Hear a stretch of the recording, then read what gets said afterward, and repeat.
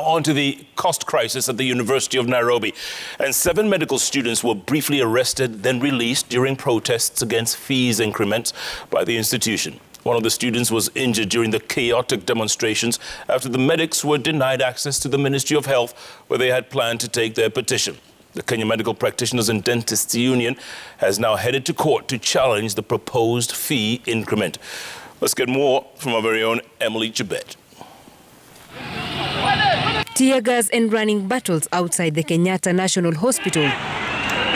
Police seeking to prevent the planned peaceful demonstrations by the Kenya Medical Practitioners and Dentists Union and the medical students from the University of Nairobi who are protesting a move by the university's top management to increase fees, which is way beyond reach of many students aspiring to study medicine. The fee that is paid by University of Nairobi is 3 times the normal rate, normally, in other countries.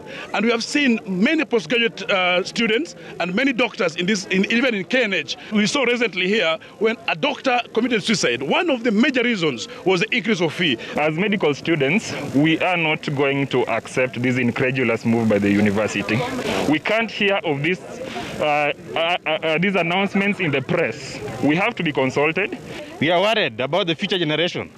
Because about the future generation, even if you say the first who's coming in, the next first maybe will be my child, and I will not be able to raise the fee.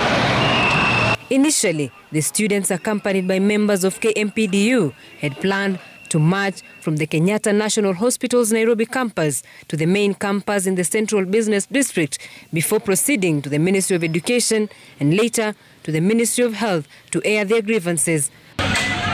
But their plans were thwarted by anti-riot police.